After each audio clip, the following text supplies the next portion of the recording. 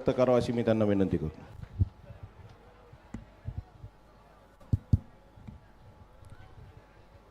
सगळ्यांना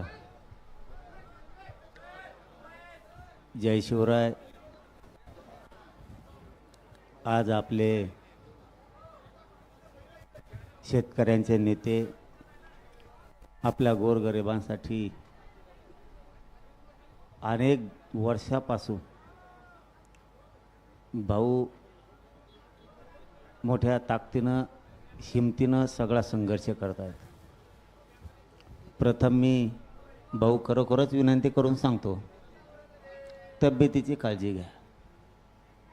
अंतरावळीत येऊन तुम्ही मला सांगता तब्येतीची काळजी घ्या, मी तुम्हाला येऊन सांगतो तुम्ही मग हत्यार रोगच घेतलं. तुमचं हत्यार चांगलं होतं, तुमचं पहिलं हत्यार चांगलं होतं. मला आत्ताही बोलता येत नाही, चालता पण येत नाही, उठता येत नाही, एवढे हाल आहेत. तुम्हाला माझी विनंती आहे, कारण मी उपोषण करू नये, शरीराची खूप काळजी घ्या. तुम्ही एकटे नाहीत, आम्ही इथं आलो, इथं प्रत्येकजण येतो, भाषण ठोकून जात असत. आणि ती प्रथा या राज्याची सगळ्यात अगोदर मोडली पाहिजे. येणं, भाषणं करणं, पाठिंबा आहे म्हणणं, प्रत्यक्ष रस्त्यावरती प्रत्येकानं उतरलं पाहिजे. प्रत्येकानं कुठल्या विषयाला जर न्याय मिळवायचा असला तर प्रत्यक्ष रस्त्यावरती यावं लागतं. नुसतं इथं येणं, काळजी घ्या म्हणणं, आम्ही सोबत हे म्हणणं, याने न्याय मिळत नाही. आज जर आपले बच्चू भाऊ आपल्यासाठी जर जीव द्यायला तयार असतील तर समाजानं, सगळ्या शेतकरी बांधवांना ताकदीनं रस्त्यावरती आलं पाहिजे. ताकदीनं ते पण सगळं जिकडं तिकडं जाम करून टाकलं पाहिजे. आणि भाऊ तुमची मागणी मान्य नाही केली ना, बघा आम्ही तरी काय करतो, आम्ही सोबत आहेत तुमच्या. यांना सळवतो पळच करतो आम्ही. आणि तेवढी शक्ती आहे आमच्यात, तेवढी शक्ती आमच्यात आहे. देवेंद्र फडणवीस साहेबांनी लक्षात ठेवावं. विरोधाला विरोध म्हणून करणाऱ्यापैकी आम्ही नाहीत. जरी आम्ही वयानं लहान असलो तरी समज मात्र आम्हाला आहे. कोणत्या वेळेस काय विचार करायचा, कोणत्या वेळेस कोणता निर्णय घ्यायचा, कोणत्या वेळेस काय शब्द बोलायचे, निर्णय क्षमता आमच्यात आहे. म्हणून बच्चू भाऊंच्या या शेतकऱ्यांच्या लढ्यासाठी जो बच्चू भाऊने जीव पणाला लावला आहे, मी मुख्यमंत्री आणि दोन्ही उपमुख्यमंत्र्याला सांगतो, बच्चू भाऊच्या मागण्याचे तुम्ही तातडीनं दखल घ्या. ते फोनाफोनी ते बंद करा. फोन करणं, कुठं याला पाठवणं आणि त्याला पाठवणं. एकदा जर आम्ही शेतकरी बिघडलो, तर मी शेतकरी, ते नंतर असतं, ते लपडं नंतर, ते नंतर बघायचं. ते ओबीसी मराठा ते घरी गेल्यावर. हां, इथं शेतकऱ्यांचे पोट्टे आहेत. आपण शेतकऱ्याचे रक्त आपल्या अंगात खेळतंय. इथं जातपात आणायचे नाही. एकजुटीनं राज्यातल्या सगळ्या शेतकऱ्याने वटणीला आणा. तुम्हाला सांगतो, विनंती करून सांगतो. जर बच्चू भाऊने आपल्यासाठी जीवपणाला लावला असला, बोलणं लय सोपं असतं. तुम्ही तीनदा जोडून आला असताना आत्ता भाऊ, तुम्हाला माझी भाषा कळती का? चौथा दिवस झालो पशी आहेत, तुम्ही दोनदा तरी आणला असत. जीवाची बाजी लावणं एवढी सोपी गोष्ट समजू नका. आताड्याची आग होती पोटात. सगळे माणसाला वरपत्रे आहेत का नाहीत हे सुद्धा दिसत नाही. इतकी भयंकर वेळ बेतलेली असते उपोषण कर्त्यावरती. उपोषण करता तुम्हाला असा बसल्याला जरी दिसला असला ना, तुम्ही समजू नका तब्येत चांगली आहे त्यांची. चौथा दिवस मानल्यावर तुमचे चेहरे पडू नये,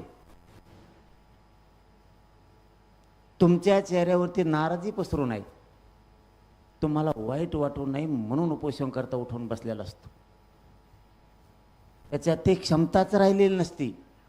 आपण उठून बसावं, तुमच्याशी बोलावं, परंतु समाज बसलेल्यांना वाईट वाटू नये म्हणून नाविलाजानं तो घंटा दीड घंटा बसलेला राहतो. तुम्हाला एक छोटीशी चुणूक सांगतो, सावध काय राहायचं. आपला माणूस उपोषण करताना ज्या वेळेस आपल्या समोर असा दिसतो ना, तुम्हाला वाटतं तो चांगला आहे, पण ज्यावेळेस तो खाली पडतो ना, म्हणजे झोपते ते गादीवरती, त्यावेळेस समजायचं सगळ्या लोकांनी की आपल्या माणसाची तब्येत खराब व्हायला लागली, पण आपला माणूस आपल्याला सांगत नाही आहे. तो का सांगत नाही? तुम्हाला न्याय मिळवून द्यायचा असतं म्हणून सांगत नाही. कारण मी ते करत आलो आहे, माझ्या लोकांना वाईट वाटू नये. आपण उपोषण करतो आहे आणि त्याची जाण जर त्यांना झाली तर ते बिथरून जातात. म्हणूनही आपलाच माणूस उपोषण करत असताना बच्चे भाऊसुद्धा तुमची काळजी घेतात. पण मी सल्ला देऊन चाललो आहे तुम्हाला की ज्यावेळेस ते झोपतात ना, त्यावेळेस शरीरात 100% त्रास सुरू झालेला असतो असं समजायचं. ते आराम करतात असं समजू नका. कारण त्या माणसाची एवढी घालमेल झालेली असते या शेतकऱ्याला न्याय मिळावा म्हणून, इतक्या वेदना झालेल्या असतात की त्या वेदना ते शब्दात सांगत नाही आहेत. आणि त्या सांगायसाठी ते उपोषणाला बसलेले नसतात. त्यांच्या डोळ्यासमोर आणि ते एक ध्येय घेऊन असतात की या शेतकऱ्याला न्याय दिल्याशिवाय हटणार नाही, हे पण घेऊन ते इथं बसलेले असतात. मात्र राज्यातल्या सगळ्या शेतकरी बांधवांना सांगतो, आता झालायच ना उठाव, कोणी करू द्या. ते तुमच्याकडे आहे का नाही मला माहीत नाही, पण ते लफडे बंद करा पहिले. ह्यो आमचा नाही बसला आणि त्यो आमचा बसायला पाहिजे होता. बच्चू भाऊने आता जीव टेकवायचं ठरवलं आहे ना, न्याय कोणाला मिळणार आहे? राज्यातल्या शेतकऱ्याला. मग शेतकरी संघटनेचं आहे का? तो आहे शेतकरी संघटनेचं आहे का? भाजपचं आहे का? काँग्रेसचं आहे का? शिवसेनेचं आहे का? बेसरामाचं आहे का? माणूस जर आपल्यासाठी बसायला तयार झाला आहे तर राज्यांनी क्षणात उठाव केला पाहिजे, कुठलाच विचार नाही करता. आता उलट शेतकऱ्यांना संधी आहे. शेतकऱ्यांना सांगतोय मी, या राज्यातल्या शेतकऱ्यांना संधी आहे. कर्जमाफी याचं आश्वासन शेतकऱ्यांनी दिलं आहे आणि बच्चू भाऊनी जीव पणाला लावायचा ठरवला आहे. राज्यातले जे जे शेतकरी आता ऐकत असतील त्यांना हात जोडून सांगतो, तुमच्या न्यायासाठी ते बसलेत ना, त्यांनी राज्यात उठाव करा असं म्हणायची बच्चू भाऊंवरती वेळच नाही यायला पाहिजे. त्यांनी सांगायचं उठाव करा, सगळं राज्य एका जागेवर आणि मग आपण यायचं. ही भूमिका सुद्धा आपली शेतकऱ्याची पद्धती पाहिजे. शेतकऱ्याला स्वतःचं हित जर कळत असलं ना, तर तुमच्या हितासाठी बच्चू भाऊ बसले. माझा जाहीरपणानं आव्हान आहे, भाऊने दिलेल्या अल्टिमेटम जर सरकारनं त्याच्या आत दखल घेऊन सगळ्या मागण्याची जर अंमलबजावणी नाही केली तर सगळ्या शेतकऱ्यांनी राज्यातल्या कानाकोपऱ्यातल्या रस्त्यावरती येऊन सगळे रस्ते बंद करून टाका, जाम करून टाका सगळं राज्य. आणि भाऊ आम्ही सोबत येतात. ज्यावेळेस मनोज जरांगे म्हणतो ना, आपण लय येडपटे बरं का, मग आपण मग कचाकच घोडे येत असतो नाही ऐकलं. आणि तुमचं तेच रूप चांगलं आहे राव, तुम्हाला बरोबर वाटतं घे रूप. भाऊचं तेच रूप लय, थोबाडात हाणीन, बुटाड हाणीन आणि मग ते माईकच फेकून हाणीन. ते रूप लोकाला आवडतंय. मी होतो ना एकटा एकला उपोषणाला बसायला, तुमची तब्येत खराब झाली, मय झाली आणि समाजासाठी करणारे जर वाकडे तिकडे होऊन पडले तर मग काय करायचं? एक जण असं आड मोठं पाहिजे. आमच्यात आम्ही तुम्हाला मानतो की माणूस खामक्या आहे, जे हातात येईन ते टोला असतो. आणि मला जरा ताकद कमी आहे त्याच्यामुळे हानीत नाही, मी घोडे लावतो. त्यामुळे तुमचं रूप ते चांगलं आहे, पण जाऊ द्या. जर आपला माणूस आता आपल्यासाठी शेतकऱ्याला न्याय मिळावा म्हणून, शेतमजुराला न्याय मिळावा म्हणून, अपंगाला न्याय मिळावा म्हणून जर जीवाची बाजी लावणार असलात ना, तर भाऊच्या दिलेल्या अल्टिमेटमच्या आज सरकारनं जर मागण्या मंजूर नाही केल्या तर राज्य मात्र सगळ्या शेतकऱ्याने जाम करायचं आहे. कुणी पक्षांपेक्षा संघटनामध्ये आणायचं नाही. बच्चू भाऊसाठी 1 दिवस असं ठरवायचं, बच्चू भाऊसाठी 1 दिवस. आणि राज्यातले सगळे रस्ते जाम करून टाकायचे ठरवून. आता आलेल्यांनी काय काय ठरलं मला माहीत नाही, माझ्या आधीच येऊन गेले, माझ्या कचाट्या ते सापडायला पाहिजे होते. लगेच बैठक घेतली असते, म्हणलं असतं कोणत्या दिवशी राज्य बंद करायचं आत्ताच सांगा. उगा भाषण ठोकायचं निघून जायचं, कामं धामायचं मसाळा. पण ते आता मला वाटलं बरोबर मी बी 4ला जातोय, ते बी 4लाच गठ्ठे सगळे. आणि राज्यातल्या सगळ्या शेतकऱ्यांना माझं, शेतकरीच्या जेवढ्या संघटना आहेत मला माहीत नाहीत, कारण मी प्रवाहात 2 वर्षापासून नवीन आहे म्हणून माहीत नाही. त्यांना हात जोडून विनंती, आता खरंच वेळ आली एक व्हायची शेतकऱ्याला न्याय द्यायची. सगळेजण बच्चे भाऊच्या पाठीमागो उभा, सगळ्या शेतकरी संघटनेचे अध्यक्ष, तुम्ही एक मोठी बैठक घ्या, सगळी प्रेस घ्या. शेतकरी संघटनेचे जे उभ्या आयुष्यभर शेतकऱ्यांसाठी लढतात आणि त्यांनी एक डेडलाईन द्या आम्हाला, या दिवशी पूर्ण राज्य बंद. ही मात्र एवढी जबाबदारी सगळ्या शेतकरी संघटनेच्या अध्यक्षांनी उचलावी. त्यांनी एक बैठक घ्यायची, इथं घ्या, बच्चे भाऊ समोर घ्या, काय कुठं घ्या, तुमचा जो निर्णय असेल तो, तुम्ही दिलेला निर्णय आम्हाला मान्य. त्यांनी आम्हाला सांगा ह्या दिवशी बंद, जर पुरं राज्य बंद नाही केलं ना तर बच्चे भाऊ तुम्हाला तोंड बी दाखविणार नाहीत, आम्ही पुरं राज्य जाम करून टाकतो. माया बी तोंडातलं आलंय, लय बोलत नाही मी, पण जेवढं बोललं तेवढं पाळी. मला बोलायला त्रास होतोय, पण आता भाऊवर माझा आलंय जीव आहे, कारण भाऊचा मायावर तेवढाच. भाऊ बी अंतरवाले सारखे येडे घालायचे, पण भाऊने माझ्यासारखी भूमिका घेतली असं मला वाटतंय, म्हणून मी धावत पळत आलो. अंतयात्रा शब्द वापरला त्यांनी, अंतयात्रा. दातडं काढू नका, लहान विषय नाही येऊ. अंतयात्रा शब्द लहान विषय नाही. स्वतःच्या कुटुंबाला उघड्यावर सोडायचं ठरवलं या माणसानं. अंतयात्रा शब्द साधा नसतो. जो स्वतःच्या बायकोच्या कंपाळाचं कुंकू पसायला देत नाही ना, अशा शेतकरी नेत्याच्या पाठीमागं राज्यातल्या सगळ्या शेतकऱ्यांनी राजकारण सोडून उभं राहिलं पाहिजे. म्हणून मी तिथून इथपर्यंत पळत आलोय. आता माणसाच्या तोंडातून शब्द गेलाय, मात्र या शब्दाचा चीज करायची जबाबदारी शेतकऱ्यांची सुद्धा आहे. नुसते भाऊच इकडं उपोषण करीत बसले, शेतकरीच जर रस्त्यावरती नाही आलेत, नाही कसं मिळत? त्यांचा काय दोष आहे? तुम्ही आलात तर विजय मिळतो, तुम्ही नाही आलात तर ते काय करणार? ते त्यांचं रक्त, त्यांची शक्ती, त्यांचा वेळ पूर्ण द्यायला तयार आहेत, शेतकऱ्यांसाठी पूर्ण वेळ द्यायला तयार आहेत. मग तुम्ही राज्यातल्या शेतकऱ्याने जर ठरवलं, इथं दुसरा कोणी नाहीच ना, शेतकऱ्याशिवाय महाराष्ट्रात हाही कोण? जागतीत जाऊ दे, ते खड्ड्यात जाऊ दे, ते थोडं बाजू सोडा. शेतकऱ्याशिवाय दुसरा कोणी? आमदार असला तरी शेतकरीचे, खासदार असला तरी शेतकरीचे, मंत्री असला तरी शेतकरीचे, कारखान्याचा मालक असला तरी शेतकरीचे, पोलीस असला तरी शेतकरीचे, तहसीलदार असला तरी शेतकरी, मास्तर असला तरी शेतकरीचे, डॉक्टर शेतकरीचे. इथं शेतकरी या राज्यात कोण नाही. आणि मग तुमचा बाप ज्यावेळेस शेती कसतो आणि तुम्हाला नोकऱ्याला लावतो, त्यावेळेस तुमच्या बापाचीच कर्जमाफी करा म्हणून बच्चे भाऊ इथं बसलेत, त्यांच्यासाठी रस्त्यावर येत नाहीत काय तुम्ही? सगळ्या क्षेत्रातल्या लोकांना या लढ्यात उतरावं.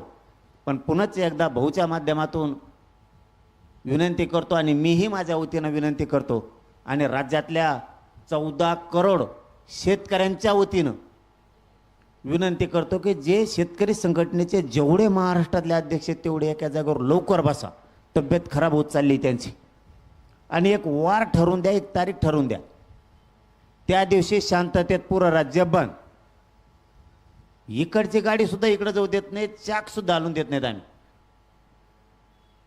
जर चाक बी हलवून दिलं ना, चायला मराठ्याचे किंवा आम्ही शेतकऱ्याच्या पोटचेच नाही, एक बी हलवून देत नाही त्याकडे त्याकडे. फक्त तुम्ही डेडलाईन लवकर द्या, कारण आम्हाला नाही जास्त कळत त्यातलं. नवीन ते शेतकरी संघटनेचे कोण कोण आहेत, मायाने आहेत लय ओळखीचे, एकाला फोन लावा, मी लावला असते सगळ्याला, या इकडं आपल्याला असं असं ठरायचं. एक नाही ओळखीत त्याने म्हणावं मला नाही लावला, मग मी नसतो जात, कारण ते आमच्यात बी आहे तुमच्यात बी असं ना असं म्हणतोय बरं का मी, आहे का नाही मला नाही माहीत. आपण इथं प्रत्येकजण फुगवतो लगेच, नाही बोलवी लागेल.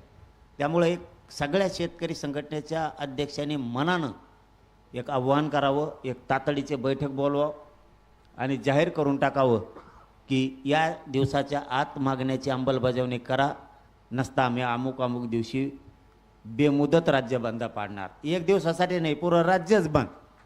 शेतकऱ्यांची कर्जमाफी होत नाही तोपर्यंत पूर्ण राज्य बंद. एक डेडलाईन देऊन टाका. राज्य कसं बंद होत नाही भाऊ, आम्ही तुमच्या मागं, तुम्ही काळजीच करू नका. आणि आपण काय ते तसलं गप्पा आणणारं पोरगं नाही. तुम्ही मला चांगलं जवळून बघितलेलं आहे. हां, मी गप्पा आणतो निघून जातो नाही. एकदा बोललो ना बोललो, 1 इंचसुद्धा तुमच्या पाठीमागून मागं सरकणार नाही, 1 इंचसुद्धा. फक्त लवकर सगळ्या शेतकऱ्यांना आव्हान करून त्या संघटनेच्या अध्यक्षांना एक वेळ ठरवा. आपल्याला मात्र शेतकऱ्यांना न्याय द्यायचा आहे. मी कायम सोबत हे शेतकऱ्याचं पोरगं म्हणून कायम. फक्त आम्हाला सांगावं लागतं. आम्हाला मनानं निर्णय का घेता येत नाही? तुम्हाला विचारल्याशिवाय कुठला निर्णय घेणं सुद्धा योग्य नाही. मी माझ्या आंदोलनाच्या वेळेस समाज निर्णय घेऊन टाकतो. ह्यो प्रश्न शेतकऱ्याचा, इथं समाजा फेमाजाचा काही संबंध नाही कोणच्याच.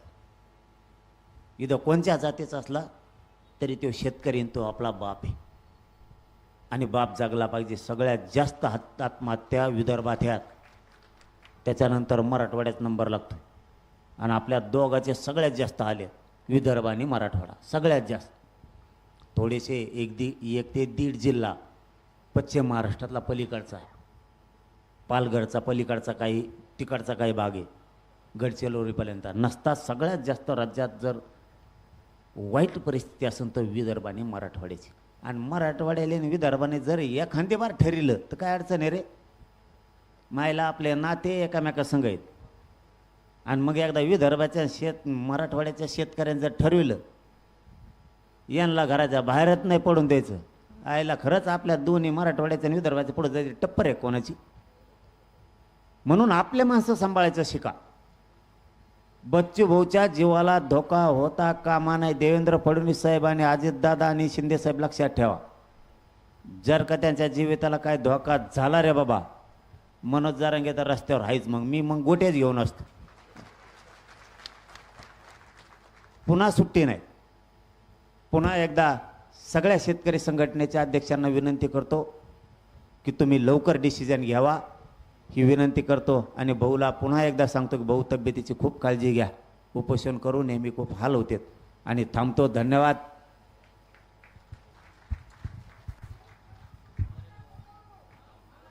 खरं तर गिरीशजी गांधीसोबत मनोजजी जरांगे पाटील पण इथं आलात. आमच्या सगळ्यांच्या मनात नेहमी किंवा माझ्या डोक्यात नेहमी राहायचं का काही शेतकरी राष्ट्रवादीचा झाला, कोणी भाजपचा झाला, कोणी प्रहारचा झाला, कोणी काँग्रेसचा झाला. ज्याची सत्ता असली तर तो शेतकरी आपलं म्हणलं तरी तो म्हणते नाही आमचं सरकार बरं आहे. आणि शेतकरी म्हणून तो विसरूनच जातं. जाती धर्मात वाटलेला शेतकरी. जरांगे पाटील साहेब, तुमच्या एका शब्दाचा आम्ही खरं तर मानाचा मुजरा तुम्हाला अर्पण करतो. तुम्ही सांगितलं का ओबीसी मराठा आता बाजूनं आहे आणि लक्ष फक्त शेतकरी शेतमजूर आहे. हे आमच्यासाठी खरं तर या महाराष्ट्रातल्या विभागलेल्या शेतकऱ्यासाठी, कोणी ओबीसी नाही, मराठी नाही, मराठा नाही, कोणी राष्ट्रवादी नाही, काँग्रेस नाही, आम्ही पहिले शेतकरी आहो, शेतमजूर आहो. दर दिवशी 20 आत्महत्या, 20 ते 25 आत्महत्या होते. कोणी सहकार्य करण कंटाळून बिचारा सगळा त्याचं सगळं गारद होतं. 3,500ची सोयाबीन विकताना त्याच्या डोळ्यात किती पाणी असेल. एवढे सगळे कष्ट करून सुद्धा हाती काहीच भेटत नाही. अशा वेळेस कोणाची साथ नसतं, जात नसतं, धर्म नसतं, पक्ष नसतं. ते म्हणतं ना, नेता बाप मेला तरी चालते पण नेता जिवंत राहायला पाहिजे. ही मानसिकता आमच्या डोक्यात टाकली आहे. मित्र, बापाचा मायशिवाय दुसरा कोणी मोठा नाही आणि तो म्हणजे शेतकरीशिवाय आमचा कोणी नेता नाही. हे डोक्यात घेणं फार महत्त्वाचं आहे. बच्चू कडू नाही आणि कोणीच नाही, मी सांगतोय. म्हणजे ही जी काही आपण करतो आहे, आम्ही जे काही दिव्यांगासाठी आंदोलन केलं, ज्याच्या घरात गेलो एका घरी 4-4 दिव्यांग, पाय तुटलेले आहे, बोलता येत नाही, सक्क नातेवाईक जातीतला माणूस पण तिथं जाऊन पाहत नाही. ही लढाई अशा कष्टकऱ्यांची आहे. ते सगळ्याच जातीत धर्मात आहे. आणि म्हणून तुम्ही हा सगळा खरं तर आमच्या मनात जे होते तुम्ही ते बोललात. आणि निव्वळ पाठिंबा म्हणून नाही तर रस्त्यावर उतरण्याचं सुद्धा तुम्ही जे आश्वासन दिलं त्याला बच्चू कडूचा मानाचा मुजरा आहे. आपला धन्यवाद मानतोय. आम्हाला जात चिटकवण्याचा प्रयत्न झाला, बच्चू कडू मराठ्याचा झाला, असंही झालं. आणि विनाकारणच्या आमच्यावर ऑब्जेक्शन. मला इकडे तर सगळेच ओबीसी आहे. माझ्या मतदारसंघात एकही मराठा नाही आहे, सगळे ओबीसी आहे.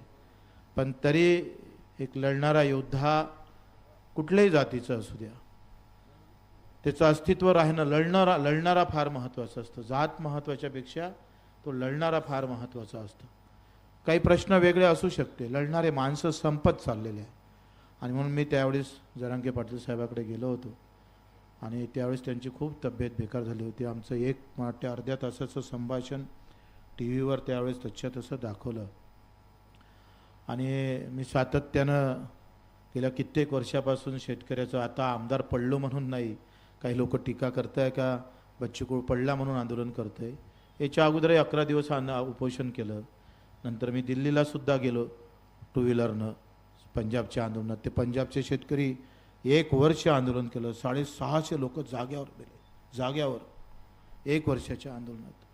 तेव्हा ते काळे 3 कायदे आमच्या, नाही तर बोकांडी बसले असते सगळ्यांच्या.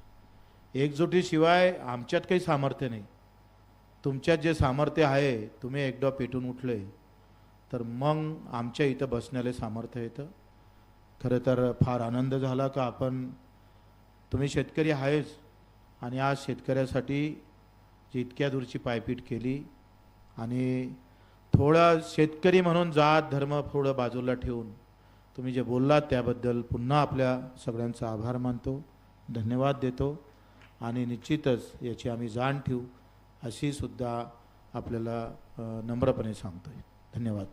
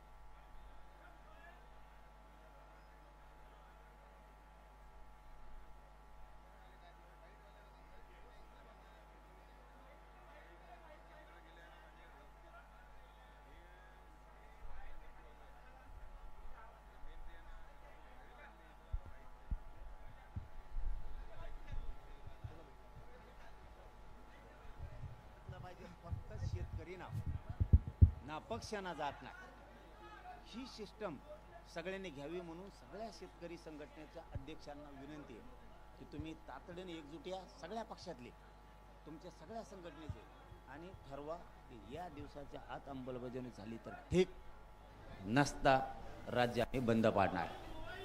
मी एक इशारा दिलेला आहे सरकारला की 14 तारखेपर्यंत आम्ही गांधीगिरी मार्गाने आंदोलन करू. जर 14 तारखेपर्यंत सरकारने मागण्या मान्य केल्या नाही तर 14 तारखेच्या नंतर आम्ही भगतसिंग त्यांच्या शांततेचं वारच कुंकून घुसलं हेच मला आश्चर्य वाटायला लागलं. कारण ते खानदानी लढणं आहे, ते काय असं ना ते रोखठोक लगेच समोर. पण आता त्यांनाही वाटलं असेल मी माझा जीव जाळतो, उपाशी राहतो, पण माझ्या गोरगरीब मायबाप शेतकऱ्यांना न्याय देतो की जो देशाला पोचतो, जो शेतकरी देशाला पोचतो, राज्याला पोचतो, सरकारला सुद्धा पोचतो, आयकर भरून, टॅक्स भरून, त्या मायबापाला कर्जातून मुक्त करावं.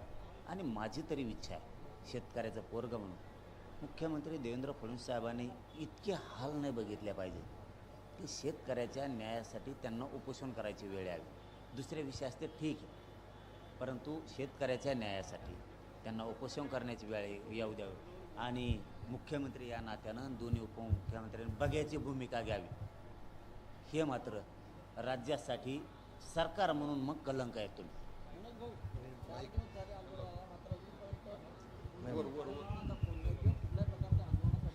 शब्द द्यायला तयार नाही.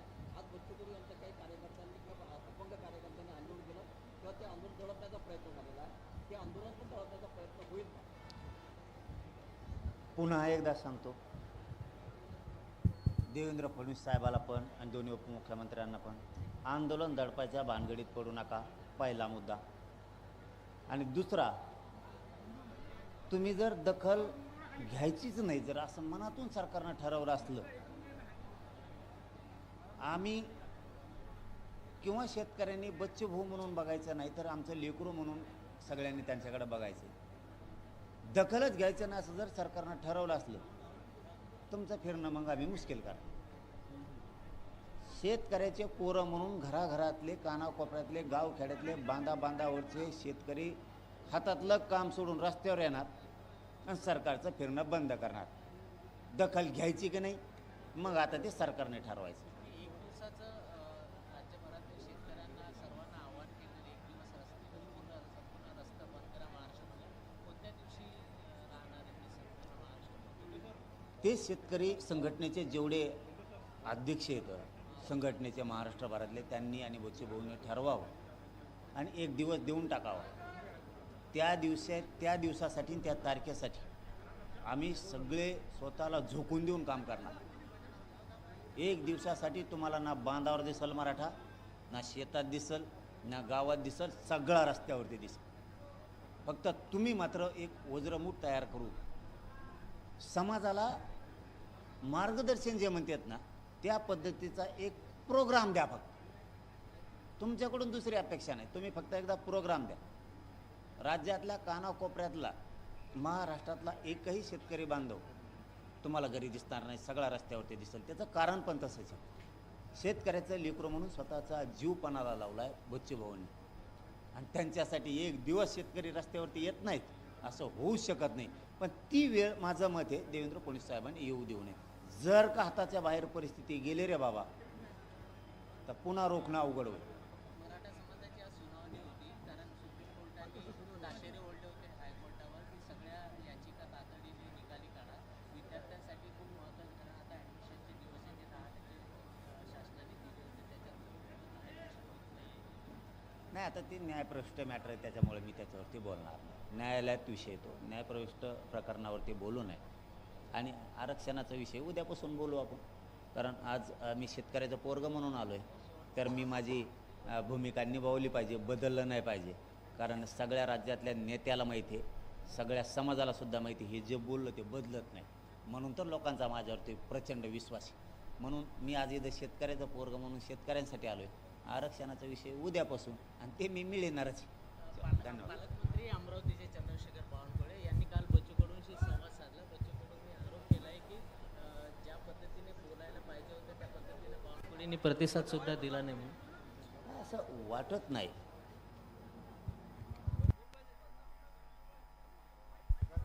भाऊ एक असे येतं की ते खोटं नाही बोलत.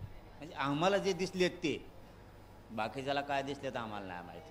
आम्हाला जे ते दिसलेत ते खोटं बोलत नाहीत, आहेत ते करतात. जे आमच्यामध्ये बी त्यांनी चर्चेच्या वेळेस केलं होतं ते खरं करायचे काय असतील ते. त्यांना ते पालकमंत्री बोललेच असतील म्हणूनच ते बोलले असतील, पण मला त्याच्यात नाही पडायचं.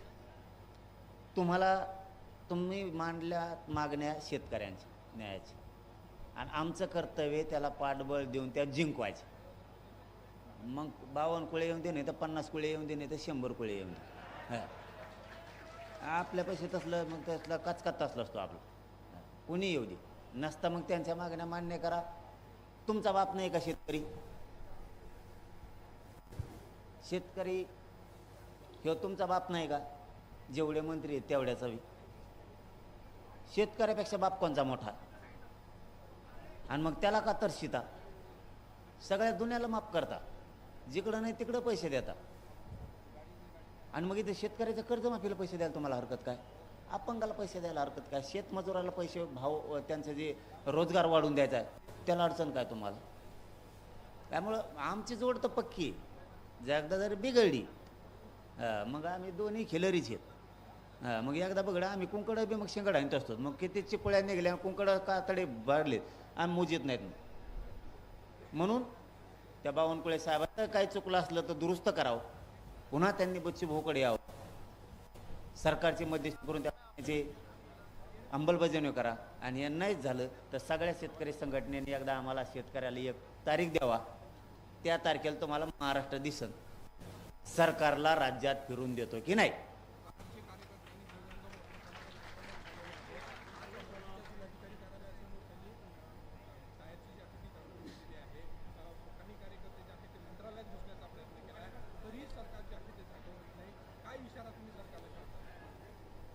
हे आंदोलन नुसतं प्रहारचं नाही, हे लोकांनी समजून घेणं खूप गरजेचं आहे. बच्चूभाऊ आणि त्यांचे कार्यकर्ते आपल्या शेतकऱ्यांना न्याय मिळावा म्हणून रस्त्यावरती लढायला लागले. त्यांची मजा बघायची नाही.